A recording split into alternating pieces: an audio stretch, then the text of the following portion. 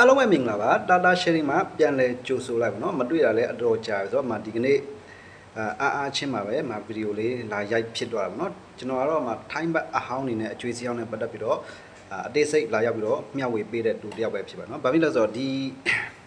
ထိုင်းဘတ်နဲ့အကျွေးစည်းဟောင်းနေနဲ့ပတ်သက်ပြီးတော့သိချင်တာတွေမေးချင်တာရှိရင်မေးလာလို့ရเนาะ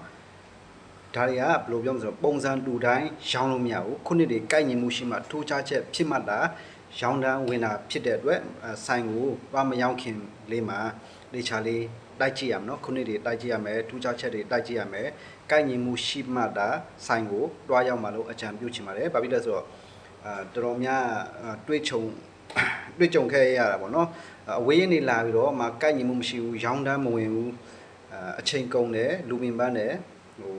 ကုန်ကြများတာပေါ့နော်အဲ့လိုမျိုးဖြစ်တဲ့လူတွေအများပြားရှိတဲ့အတွက်ကျွန်တော်တို့တငယ်ချင်းမိတ်ဆွေတွေကိုထိုင်းရောက်ရွှေမြန်မာတွေကိုလာရောက်ပြီးတော့တတိပေးရခြင်းပဲဖြစ်ပါတယ်ဒီထိုင်းဘတ်အဟောင်းနဲ့အကျွေးစီဟောင်းနဲ့ပတ်သက်ပြီးတော့ရောင်းတန်းဝင်မဝင်သိချင်တယ်လေးလာစုံစမ်းချင်တယ်ဆိုရင်ဒီကျွန်တော်ရဲ့လက်ရှိ account Facebook account Data Sharing Page မှာလာရောက်ပြီးတော့လေးလာစုံစမ်းလို့ရတယ်မေးမြန်းလို့ရเนาะအချိန်မျိုးအားရနဲ့အချိန်မျိုးပေါ့เนาะတေချာလေးတိုက်ကြည့်ပြီးမှရောင်းတန်းဝင်ဝင်တေချာလေးတိုက်ကြည့်မှပြန်လဲပြီးမှအကြောင်းပြန်ပေးမှဖြစ်ပါတယ်ဟုတ်ကဲ့ပါဒီဟာလေးနဲ့ပတ်သက်ပြီးတော့တကယ်ချင်းမိတ်ဆွေတွေအကျိုးရှိမယ်ဆိုရင်ကျွန်တော်ဗီဒီယိုလေးကိုပေါ့နော်like and share လေးလုပ်ပြီးတော့